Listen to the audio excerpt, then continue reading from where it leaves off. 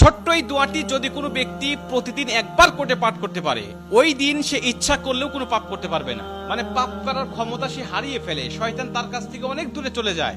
নবীজি বলছেন, যদি কোনো ব্যক্তি এই দোয়াটা মাত্র একবার পাঠ করে, যেদিন সে পাঠ করবে ওই দিন শয়তান চিৎকার করে কাঁদতে থাকে, চিৎকার করে আওয়াজ দিয়ে বলতে থাকে যে আজকে সারাদিন তুই আমার ওয়াসওয়াসা থেকে মুক্ত হয়ে গেলি, আমি ইচ্ছা করেও আজকে তোকে আর ধোঁকা দিতে পারবো না, তুই আজকে আর কোনো পথভ্রষ্টের কাজ করতে পারবি না, তুই সেটা আমার কাছ থেকে মুক্ত হয়ে গেলি।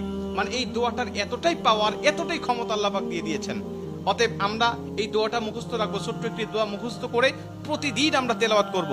আমরা কিন্তু অনেকেই আছি পাপ ছাড়তে চাই, কিন্তু আমরা এমন কিছু দেখি বা এমন কিছুর সম্মুখীন আমরা হয়ে যাই, ওটা দেখার পরে আমরা নিজের উপরে নিজের কন্ট্রোলটা হারিয়ে ফেলি, তখন আমরা পাপ করতে বাধ্য হই বা পাপ শয়তান আমাদেরকে করিয়ে ফেলে।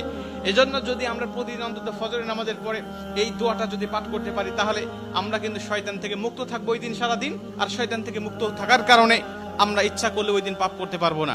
নবীজি এই দোয়াটা শিখিয়েছেন, আউযু বিল্লাহিল আযীম, আউযু বিল্লাহিল আযীম ওয়া বিওয়াজহিল কারীম ওয়া সুলতানিহিল কাদীম মিনাশ শাইতানির রাজীম।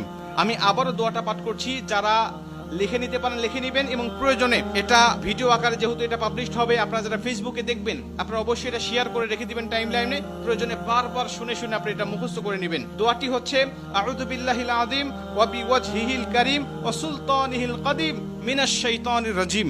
এই দোয়াটা আপনি মুখস্থ করে নেবেন, আর এই দোয়াটা পড়ার কারণে কিন্তু শয়তান থেকে আপনি মুক্ত থাকবেন।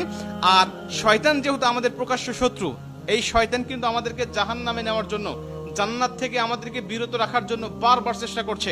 আমাদের সামনে থেকে, পিছন থেকে, ডানে থেকে, বামে থেকে, সব জায়গা দিয়ে কিন্তু শয়তান আমাদেরকে ধোঁকা দেওয়ার জন্য সদা ব্যস্ততা।